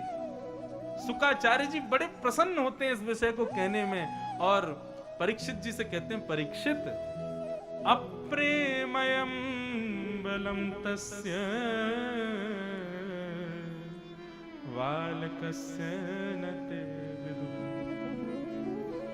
ठाकुर जी को ब्रज क्यों प्रिय है? क्योंकि यहां पर ठाकुर जी की प्रभुता को स्वीकार नहीं किया जाता। भगवान के प्रभुत्व को भी यहां पर नजरअंदाज कर दिया जाता है, इसलिए ठाकुर जी को वो प्रिय है। बोले बालक सच ही बोल रहा है, बालक सच बोल रहे हैं, लेकिन मां का जो ममत्व है ना ठाकुर जी के प्रति, वो स्वीकार नहीं कर रहा कि मेरा बेटा ऐसा कर सकता है। परीक्षित, भगवान को ब्रज इसलिए प्रिय है क्योंकि यहां पर प्रभुता स्वीकार नहीं। बंधुओं, प्रेम क्या है? प्रेम में प्रेमी के अद्भुतताओं को स्वीकार नहीं किया जाता,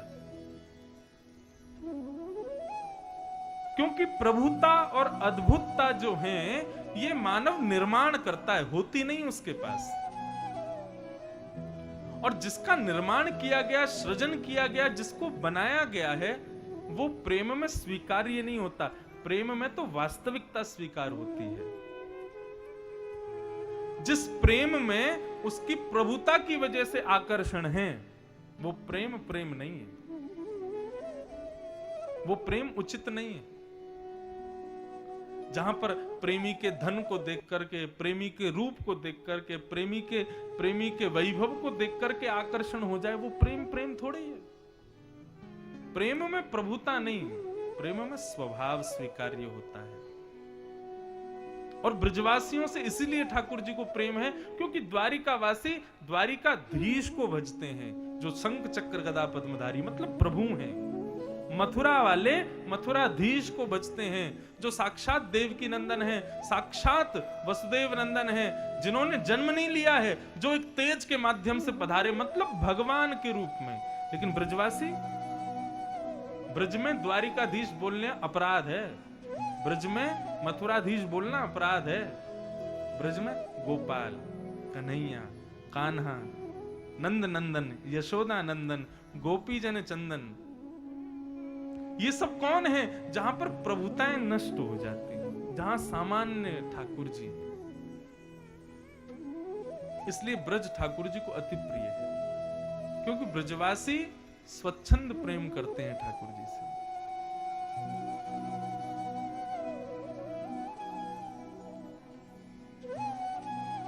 मानो मैया ने जब उस बालक की बात को नजरअंदाज कर दिया हो, तो ठाकुर जी ने और कस के मैया को पकड़ लिया हो कि मुझे यही तो प्रिय है कि मुझे प्रभु रूप में यहां कोई स्वीकार नहीं करता। आज आप सुनेंगे, इतना बड़ा गिरिराज पर्वत अपनी कन्नी उंगली पर उठा लिया, लेकिन ब्रजवासी तब भी ठाकुर जी से क्या कह रहे? लाला तू अपनी उंगली नीचे कर ले। भगवान बोले उंगली नीचे कर ली, गिरिराज जी नीचे आ जाएंगे। अरे तू ना है पता, तेरी उंगली पे थोड़ी टिक रहे, हमने डंडा लगा रखे, इन पे गिरिराज जी टिक रहे हैं। भगवान बोले कहां मर जाए हम, इनको अब भी ये स्वीकार नहीं है कि मैं भगवान हूं, इनको अब भी ये स्वीकार नहीं है कि मैं साक्षात परमात्मा हूं। भगवान ने जैसी उंगली नीचे करी तो गिरिराज जी नीचे आ गए, सबके डंडे टूट गए, लट्ठे टूट गए। अरे लाला संभाल संभाल संभाल। ठाकुर जी ने फिर से कन्नी उंगली लगाई। भगवान बोले अब तो इनको स्वीकार करना पड़ेगा कि मैं भगवान हूं। ब्रजवासी बोले लाला तेरी उंगली में इतनी शक्ति कहां से आई? तैने इतना बड़ा गिरिराज पर्वत कौन सा उठा लियो, कैसे उठा लियो? ठाकुर जी बोले कछु माखन को बल बढ़्यो, कछु गोपन करी सहाय, श्री राधे जू की कृपा सो मैंने गिरिवर लियो उठाए। कछु तो मैंने इतनो माखन खायो है, वाको बल बढ़ो है, और कछु आप गोप ग्वालन ने मेरी सहायता करी। गोप ग्वाल बोले हमने तेरी कहा सहायता करी? बोले आप सब लोग इतने घूर घूर के मुझको देख रहे थे, इतनी टकटकी लगा के मुझको देख रहे थे, तो आप सबके देखने से आप सबकी शक्ति मेरी उंगली में आ गई, मैंने गिरिराज जी उठा लिए। ब्रजवासी बोले ये बात है, तभी तो हम कहें ये कमजोरी क्यों आ रही है हमको इतनी, 2 दिन से हमको घबराहट क्यों हो रही है? अब पता चली लाला ने हमारी शक्ति चुरा ली है। ठाकुर जी को यही स्वभाव तो प्रिय है ब्रजवासियों का, वो अब भी ये स्वीकार नहीं कर रहे कि ये भगवान है। आप खुद विचार करो, भगवान ने जो लीलाएं ब्रज में की हैं, ये एक सामान्य बालक कर सकता है? क्या ब्रजवासियों को कभी अनुभव नहीं हुआ कि ये भगवान है? कभी नहीं हुआ। क्योंकि प्रेम जब होता है ना, तब दृष्टि प्रभुता को नहीं देखती है, केवल अपने प्रेमी को देखती है। जहां पर प्रेमी के प्रभुत्व को देखने लग जाए नजरें, वहां प्रेम नहीं होता।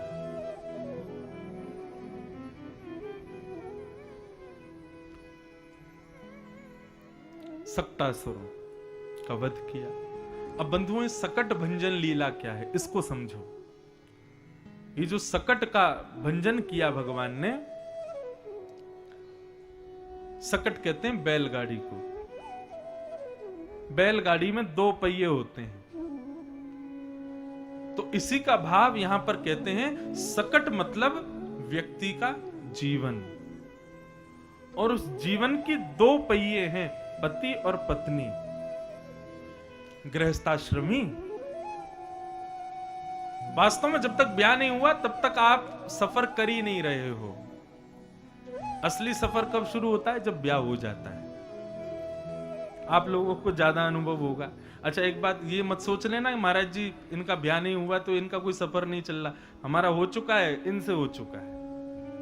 हाँ, इनसे हो चुका है, तो सफर तो हमारा भी चल रहा है। लेकिन वास्तविक सफर क्या है? जब ब्याह हो जाए। तो सकट क्या है? एक दाम्पत्य जीवन है, और उसके 2 पहिए, यानी कि पति और पत्नी। बैलगाड़ी के ऊपर लोग बैठे, मतलब परिवार। अब बैलगाड़ी जब चलती है तो दोनों पहियों को समान होना चाहिए। यदि एक भी कमजोर होगा, एक ज्यादा मजबूत होगा, तो बैलगाड़ी थोड़ी सी तिरछी चलेगी। तिरछी चलेगी कहने का मतलब थोड़ी सी डगमग डगमग चलेगी, और डगमग डगमग चलेगी तो परिवार के लोग जो ऊपर बैठे हैं उनको दिक्कत आवेगी और सफर करने में दुविधा होगी। इसलिए क्या कहते हैं? बोले दोनों समान रहो। अब सबसे बड़ी बात, सकट हो गया जीवन, उस पर बैठे हैं यात्रा करने वाले परिवार के लोग, 2 पहिए हो गए दोनों दंपति। लेकिन सकट चलेगा कब? जब बैल हो आगे। और हमारे शास्त्रों में बैल यानी कि वृषभ को धर्म का स्वरूप कहा गया है। ये जीवन रूपी यात्रा, ये जीवन रूपी सकट कब चलेगा? जब वृषभ सामने होगा, यानी कि धर्म सामने होगा। धर्म इस दाम्पत्य जीवन रूपी सकट को चलाएगा, तब ही वो चलेगा, नहीं तो नहीं चलेगा। धर्म कौन? जिसके 4 लक्षण, सत्य, दान, दया और पवित्रता। वृषभ के 4 पैर होते हैं ना बैल के, तो मतलब जीवन रूपी बैलगाड़ी को चलाने वाले वृषभ यानी कि धर्म में 4 रूप होने चाहिए, 4 चरण होने चाहिए। सत्य, दान, दया और पवित्रता। जब ये चारों होंगे तब वो सकट चलेगा। लेकिन यहां क्या हुआ? आगे वृषभ नहीं था, यानी कि बैल नहीं था, और बैल ना होने के कारण दोनों जो पहिए थे वो खड़े खड़े, एक नाजुक हो गया था, एक थोड़ा सा मजबूत था। अभी भी वो सकट ऐसा था कि वो चलने योग्य नहीं था। जिसके नीचे ठाकुर जी थे वो अस्त व्यस्त था। तब ऐसे सकट का भगवान क्या करते हैं? ऐसे दाम्पत्य जीवन वालों का भगवान क्या करते हैं? अपने पाद प्रहार से उसको ध्वस्त कर देते हैं, नष्ट कर देते हैं। नष्ट करने का, ध्वस्त करने का मतलब ठाकुर जी फिर उसको अपने योग्य नहीं रखते। ये सकट भंजन लीला है, एक दाम्पत्य जीवन जीने वाले लोगों के लिए है। इससे समझिए। इस प्रकार सकट भंजन लीला को यहां पर श्री शुकाचार्य जी ने सुनाया। भगवान अब धीरे धीरे 1 वर्ष के हो गए, और जैसे 1 वर्ष के हुए अब ठाकुर जी तुतला तुतला के बोलने लगे हैं। मैया के पास जाते हैं और मैया से जाकर के खूब आनंद करते, नहीं ये रहने दो।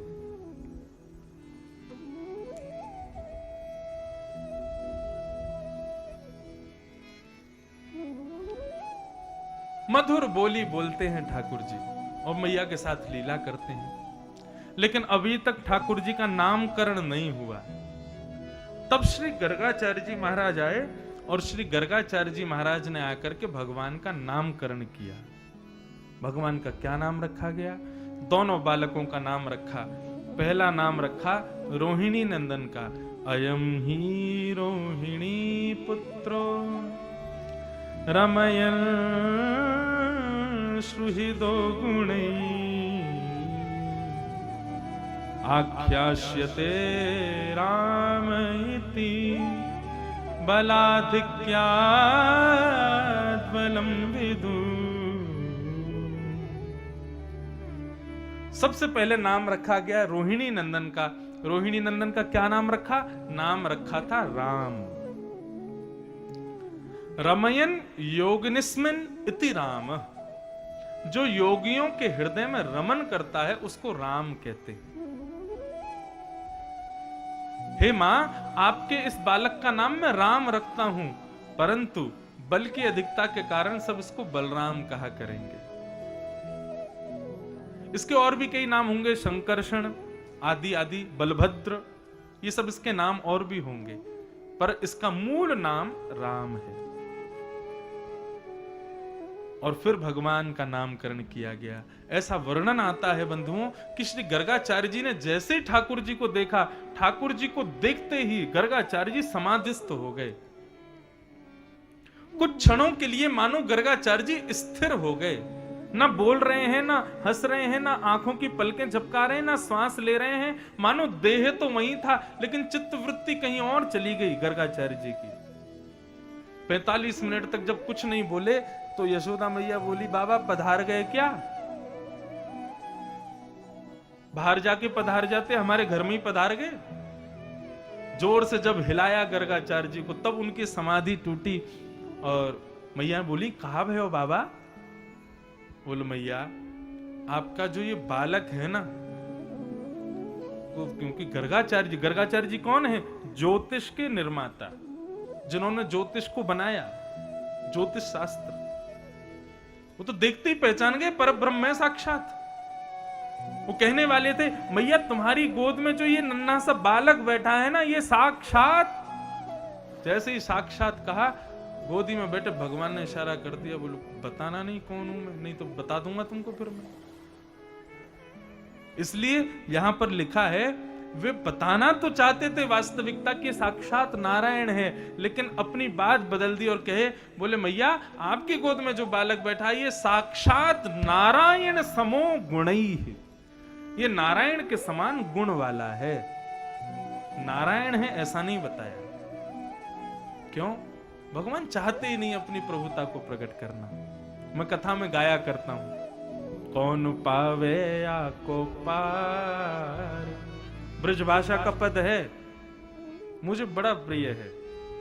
और ठाकुर जी की जब ब्रज लीला को मैं कहता हूं और सुनता हूं, उसका अवलोकन करता हूं, तो मुझे बार बार यही पद आता है दिमाग में। क्यों? ये प्रेम है ठाकुर जी का, जहां ठाकुर जी अपनी प्रभुता को, अपने भगवत तत्व को छुपाते हैं। क्यों? क्योंकि प्रेम है ब्रजवासियों से। ऐसा प्रेम ठाकुर जी का। नारद जी महाराज कहते हैं कि एक दिन मैं ब्रह्म को ढूंढने निकला और मैंने ब्रह्म को कहां पाया? तब नारद जी लिखते हैं, श्रुति मपरे स्मृति मपरे भजन्तु भव भीता नीति मपरे अहम तु नंदम वृंदे यस्या लिंदे ब्रह्म वसिता। मैंने ब्रह्म को कहां देखा? बोले मैंने श्रुति कहते हैं वेद को, श्रुतियों में देखा, स्मृतियों में देखा, नीतियों में देखा, लेकिन मुझे ब्रह्म नहीं मिला। भजन्तु भव भीता, मैंने भव भीता भजन करने वालों से पूछा कि ब्रह्म कहां है, लेकिन मुझे कोई नहीं बता सका कि ब्रह्म कहां है। तब बोले अहम तु नंदम वृंदे, मैं तभी वृंदावन गया और वहां मैंने क्या देखा? बोले नंद बाबा के मुख्य भवन की देहली को लांघता हुआ, उस पर लदा हुआ, लांघता हुआ भी नहीं, लदा हुआ। लदा हुआ मतलब जैसे हम लोग तो हाइट बड़ी है तो हम तो देहली ऐसे पार कर जाते हैं लांघ के, लेकिन जो छोटे छोटे बच्चे होते हैं वो क्या करते हैं, देहली पे पहले चढ़ेंगे, फिर उस पर बैठेंगे, फिर पल्ली तरफ उतरते हैं। क्यों? छोटे हैं ना बेचारे। तो ऐसे ही कह रहे हैं नारद जी कि मैंने उस देहली पे लदा हुआ परब्रह्म को देखा। कहने के भाव को समझो, ये वो परमात्मा है जो 3 पग जमीन मांगने बलि के यहां जाते हैं और 2 पग से तीनों लोक नाप लेते हैं, लेकिन यहां नंद बाबा की देहली नहीं लांगी जा रही है इनसे। क्यों? प्रभुता छोड़ के बैठे, प्रेम युक्त होके बैठे, इसलिए ब्रज प्रिय है ठाकुर जी। भगवान अब धीरे धीरे बड़े होने लगे।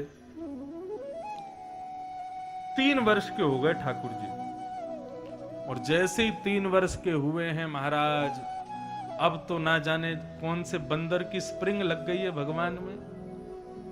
ऐसे चौकड़ी मार करके दौड़ते हैं, इतना हास परिहास करते हैं, कभी यहां कूदते हैं कभी वहां कूदते हैं। पूरे हमारे बच्चे तो घर में आतंक मचाते हैं, ठाकुर जी ने पूरे गोकुल में आतंक मचा रखा है। बाल गोपाल चौर प्रचार प्रसार मंडल बना दिया, हाँ एक संस्था बना दी, और उसमें सारे गोकुल के बालकों को इकट्ठा कर लिया।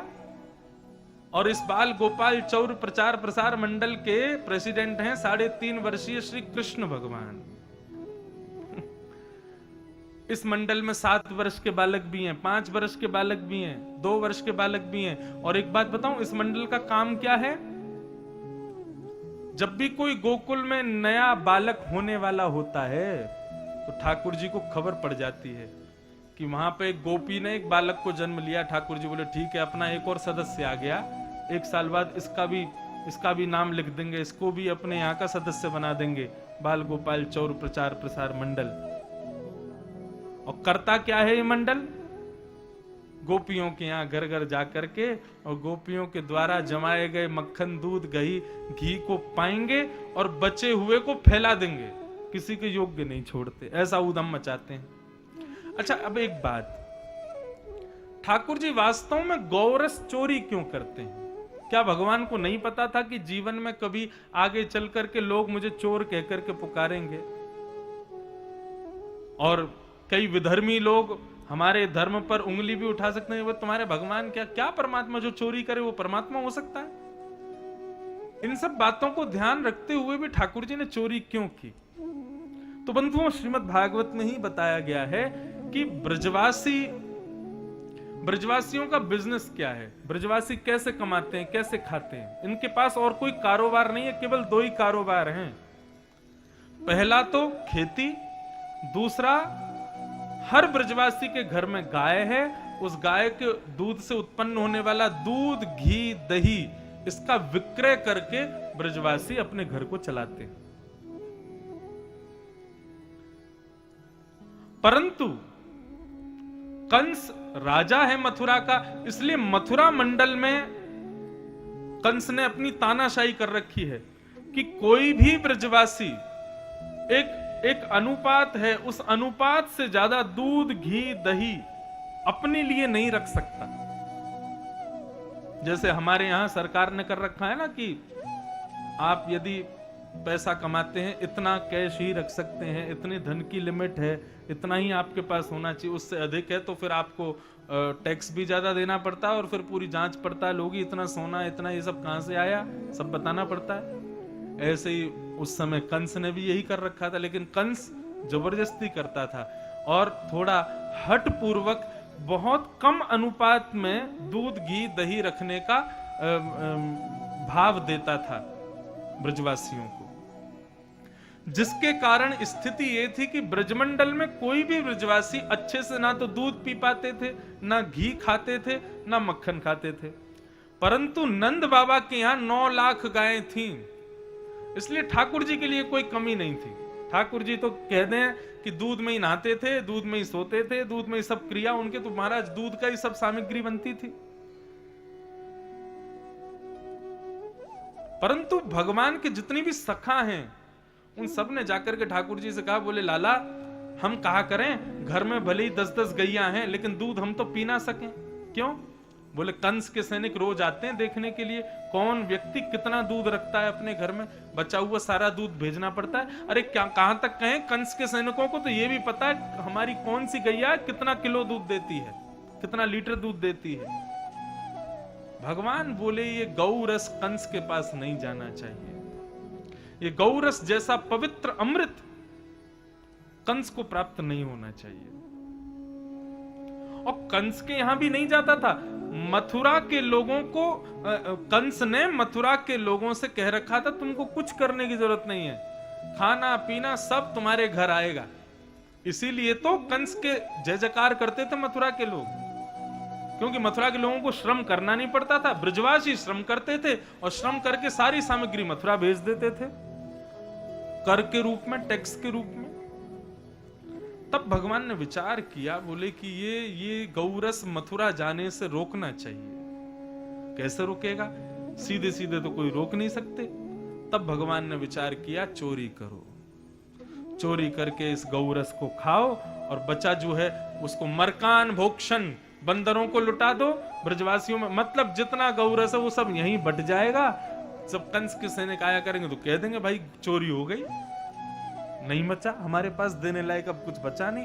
ऐसे धीरे धीरे करके भगवान ने घर घर जाकर के चोरी करके गौरस को कंस के पास जाने से रोका।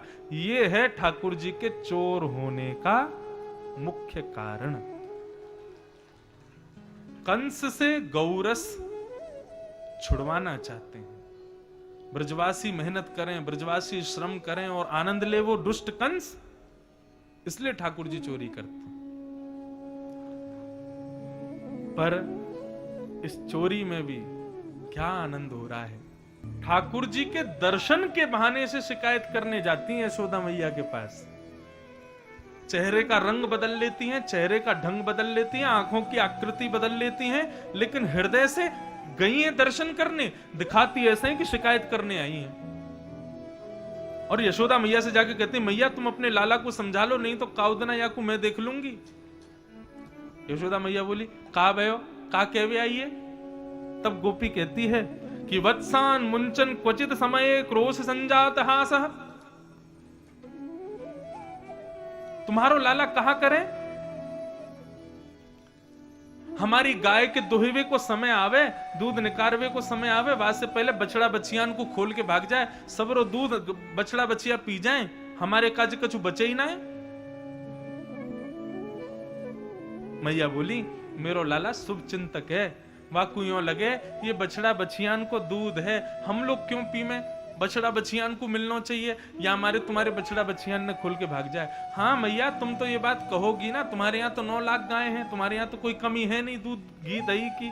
सास तो हमारी गाली देती है ना, आज दूध कैसे नहीं बचा, आज मक्खन क्यों नहीं निकला, आज दही क्यों नहीं हुआ, कैसे बताएं, दूध तो सारा बछड़ा बछिया पी गए, बछड़ा बछिया को खोल के कौन भागो, तुम्हारो लाला। एक गोपी आई, दूसरी गोपी ने आकर के कहा, मैया ये तो बहुत दूर की बात है, तुम्हारो लाला कहा करे हम बताएं। बोले कहा करे, बोले स्तेयम, स्तेयम कहते हैं संस्कृत में चोरी को। स्तेयम स्वादद्दधिपय कल्पितै स्तेययोगै। आपको लाला चोरी करे। मैया बोली काहे की चोरी, तेरे गहना चुराए, तेरी साड़ी चुराई, कहा चुराए हो? ना ना गहना साड़ी नहीं चुरावे, तुम्हारो लाला तो मक्खन चुरावे, दही चुरावे। मैया यशोदा बोली, 9 लाख गाय हैं मेरे यहाँ, मेरो लाला यदि चाहे तो मक्खन में ही सोवेगो, मक्खन में ही रहेगो, इतनो मक्खन होवे मेरे यहाँ, वो घर को मक्खन छोड़ के तुम्हारे यहाँ जावेगो। अरे मेरे लाला को कोई कमी थोड़ी है, सब कुछ हुआ के पास। और यदि कभी तुम्हारे घर आ गए हो, नेक मक्खन मांग के खा लियो, अपने हाथ से खवाए दे करो, यहाँ चोरी करवे, चोरी को इल्जाम लेके आ गई हो, मुंह पे शिकायत करवे। गोपियां बोली, मैया आप तो नाराज हो रही हो, हम तो ये समझाने आई हैं कि लाला आपको हमने एक बार पकड़ के गोदी में बिठाए हो, वाकू हमने अपने हाथन से पवाए और हमने कही लाला चोरी ना करें, हम तो को प्रेम से पवा रहे हैं, तू प्रेम से पा। सो टेढ़ो सो मोह करके बोले, मुंह को तो चोरी कोई मीठो लगे। वही प्रेम से अच्छो ना लगे, ऐसो उधम मचावे तुम्हारो लाला। एक गोपी बोली, अच्छा ये सब उल्हाने दिए जा रहे हैं ताकि यशोदा मैया को गुस्सा आवे और मैया लाला को बुला के हमारे सामने डांटे, तो इतनी देर में हम लाला को देख लेंगे, दर्शन के बहाने हैं। एक गोपी बोली, मैया चोरी करे वहां में भी हमें दिक्कत नहीं, अकेलो तुम्हारो लाला आ जाए वो तो हमको प्यारो है, लेकिन तुम्हारो लाला अकेलो ना चले तो ग्राउंड फोर्स अलग चलती है, एयरफोर्स अलग चलती है उसके साथ में। बोले ग्राउंड फोर्स कौन सी है? बोले ग्राउंड फोर्स ग्वाल बाल, एयरफोर्स बोले छतों पर कूदते हुए बंदर और चलते हैं साथ में, राष्ट्रपति की तरह तीनों फोर्स लेके चलता है साथ में। मरकान भोक्षण विभजति सचेन नात्री भांडम भिनत्ति। अकेलो तुम्हारो लाला आ जाए हमें कोई दिक्कत नहीं, लेकिन या के संग में तो ऐसे ऐसे तन सुखा, मन सुखा, धन सुखा, मधुमंगल, श्रीदामा, ये सब या के ग्वाल वाले, ये सबन को लेके चले। और मैया पतो कैसे चोरी करे? हम ऊंचे छींके पे टांग दें मटकी ताकि लाला पकड़ नहीं पावे, सो 4 नीचे खड़े होंगे, 3 वाके ऊपर, 2 वाके ऊपर, सब तो ऊपर तुम्हारो लाला, और फिर वहां बैठ करके मक्खन खावे। स्वयं तो नेकाद खावे, छोटो सो पेट है तुम्हारे लाला को, बाकी को मक्खन नीचे लुटावे। सबरे पाओ भाई, प्रेम से पाओ। और इतने में भी सब ग्वाल वाल कहते, लाला हमारो पेट भर गए हो ठाकुर जी के, लेकिन प्रसाद तो अभी बचो है, मक्खन तो भी बचो है। तो कहा करे, खिड़की से बंदरन को बुला ले, उन बंदरन को भी खवा दे, और वाके बाद भी यदि मक्खन बच जाए तो कहा करे, बोले नात्री भांडम भिनत्ति, मटकी को तोड़ के भाग जाए, सारो मक्खन बह जाए, हम लोग जैसे ही भवन में प्रवेश करें तो मक्खन की चिकनाहट से हम फिसल जाएं, गिरें, सिर में चोट लग जाए हमारे, ऐसा उदम मचावे तुम्हारो लाला।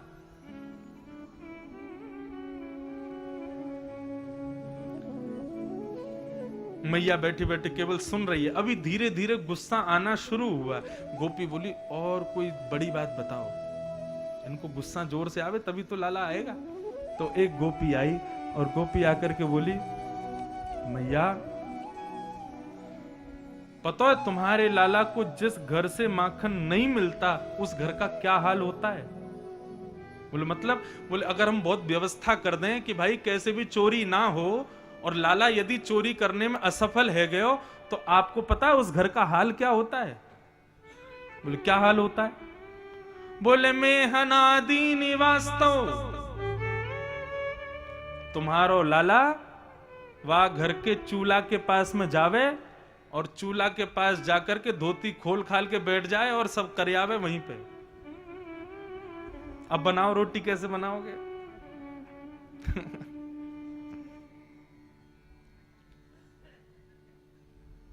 इसको वास्तविकता मत मानना, ये गोपियां झूठ बोल रही हैं।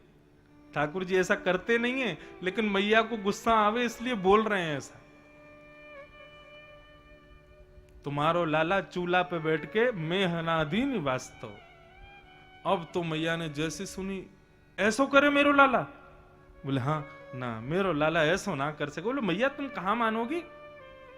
एक गोपी आई, बोले अब बढ़िया है, बिल्कुल बस गुस्सा आ रहा है मैया को, अब एक के बाद एक बोलते जाओ। एक गोपी आई, बोले मेरे पति को जन्मदिन, 60 वर्ष के मेरे पति है गए, मैंने सत्यनारायण भगवान की पूजा रखी घर में, तुम्हारो छोटो सो लाला आयो, मैं पंजीरी भूज रही, समूह से बोले भाभी जी कहा कर रही हो? मैंने की लाला पंजीरी भूज रही हूं। काई को भूज रही हो? अरे आज तेरे भैया को जन्मदिन है ना, सुबह के कारण मैंने जय जय की पूजा रखी है, सत्यनारायण भगवान की पूजा रखी है। समूह से बोले असली सत्यनारायण मैं हूं, मेरी पूजा करो। भाभी जी तुम या पंजीरी को भोग मुंह को ही लगा दो, मैं ही असली सत्यनारायण हूं। तो मैंने ऐसे ही नेक हल्को सो नेक थप्पड़ मार के कही, चल आयो बड़ो सत्यनारायण, मोह धो वो आवे ना तो पे सत्यनारायण बने। टेढ़ो सो मोह करके बोले, तेने असली सत्यनारायण को अपमान किया भाभी, भुगतनो पड़ेगा तो को। और ना जाने कहां थे कुत्ता के 2 पिल्ला उठा के और सत्यनारायण भगवान के सिंहासन पर बैठा दिए, और जाते जाते मुक्त कह के भाभी जी नेक अपने सत्यनारायण भगवान को दर्शन कराओ एक बार। मैं दौड़ी दौड़ी गई तो देखी संग चक्र गदा पद्मधारी नारायण भगवान की मूर्ति और दोनों तरफ कुत्ता के 2 पिल्ला। अष्ट छाप के सखा श्री परमानंद दास जी कहते हैं, परमानंद दास को ठाकुर लायो पिल्ला घेर। ऐसा उधम मचावे तुम्हारो लाला। मैया को गुस्सा आया, लेकिन शुकाचार्य जी कहते हैं ये गोपियों के दर्शन के बहाने। अब आप देखो, यहां पर चुगली करना पाप है, झूठ बोलना पाप है, असत संभाषण करना पाप है, ये सब गोपियां कर रही हैं, लेकिन इन गोपियों का ये पाप भक्ति में परिवर्तित हो गया। क्यों? क्योंकि संसार के लिए नहीं है, ठाकुर जी के लिए है। मैया ने आवाज लगाई, कन्हैया, ओ लाला, जल्दी आ। ठाकुर जी ऊपर पलना में सोए थे, 3 वर्ष के हैं अभी। ठाकुर जी जैसे ही उठे, रात में मैया काजल लगा दे, सोई जोर से अपनी आंख मीड़ ली महाराज। ठाकुर जी बड़ी मुश्किल से तो सो में, यूं नहीं कि हमारे आपके बालकों की तरह यूट्यूब पे कार्टून देखते देखते सो जाते हो। ठाकुर जी ऐसे नहीं सोते। वास्तव में पालन तो तब हुआ था जब फोन नहीं होते थे, तब बच्चों को पाला माओ ने। तो आजकल तो पालन मां थोड़ी करती, फोन करता है बालकों का। खाना नहीं खा रहा, फोन चला के रख दो, सो नहीं रहा, फोन दिखा दो, हर चीज में फोन। तो फिर बड़ा होके बालक फोन की सेवा करेगा, मां की नहीं करेगा। मैया गोद में ले लेती है रात में लाला को, और रात में लेकर के मैया के लाला सो जा, लाला सो जा। मैया मुंह को नींद ना आ रही, तब मैया ठाकुर जी को लेकर के जाती हैं और खिड़की खोल के बैठ जाती हैं। बोले लाला देख, वो ऊपर कहाँ है?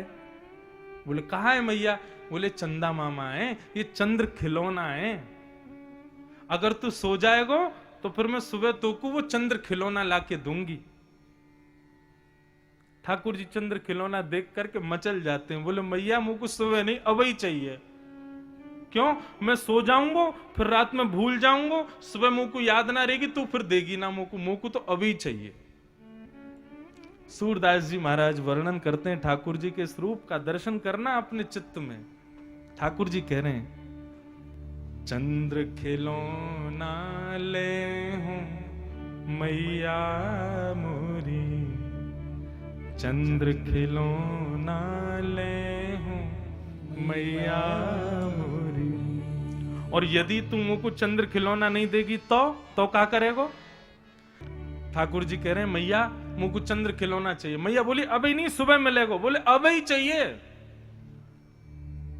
और यदि तेने मुझको चंद्र खिलौना लाके नहीं दियो तो जय हो लोट धरण पे अवही, मैं अभी धरती पर लेट जाऊंगा। जैसे छोटे बालक पड़ जाते हैं ना कभी कभी धरती पे, ठाकुर जी कह रहे हैं मैं अभी धरती पे जाके लौट जाऊंगा और फिर तेरी गोद ना आए हो, तेरी गोद में ना आऊंगा, मुझको चंद्र खिलौना चाहिए। मैया बोली लेट जा, मेरो का बिगड़ेगो, वैसे ही तू कालो है और या धरती में लेट जाएगो, ये रज तेरे मुंह पे लग जाएगी और बुरा दिखेगो, कोई तो ब्याह और ना करेगो। ठाकुर जी बोले नहीं देगी चंद्र खिलौना? मैया बोली ना दूंगी। अब ये रात में बात हो रही है, सोने से पहले। ठाकुर जी कह रहे हैं यदि मैया तेने चंद्रमा खिलौना मुंह को नहीं दिया तो फिर मैं कुछ और करूंगा। मैया बोली क्या करेगो? मैया अगर तेने मुंह को चंद्र खिलौना लाके नहीं दिया तो मैं कल से सुरभि गैया को दूध नहीं पीऊंगा। मैया बोली मत पीवे, वैसे ही कारो है ने थोड़ो गद मदरासो दिखे, सुरभि को पे नहीं पीवेगो, दूध नहीं पीवेगो तो पत्रो दुबरो है जाएगो, मेरो कहा जाएगो। सब गोकुल के लोग तेरा उपहास करेंगे, पत्रो दुबरो से डोले करेगो तो। ठाकुर जी बोले ये बात भी काम नहीं आ रही। सब तीसरी बात कहते हैं मैया यदि तू मुंह को चंद्र खिलौना लाके नहीं देगी तो मैं गोकुल में हल्ला कर दूंगा। मैया बोली कहा हल्ला करेगो? बोले हूं तो पूत मैं नंद बाबा को, हूं तो पूत में नंद बाबा को, तेरो सुत ना कहे हूं मैया मोरी, तेरो सुत ना कहे सुमैया। ठाकुर जी कह रहे हैं मैं सब में जाके हल्ला कर दूंगा कि आज के बाद मुझ को कोई यशोदा नंदन मत कहियो। क्यों? बोले मैं यशोदा को लाला ना हूं, मैं केवल नंद बाबा को लाला हूं। यशोदा मेरी मैया ना है और मैं नंद बाबा से कहूंगा दूसरी मैया लेके आओ, मुझको यशोदा मैया नहीं चाहिए।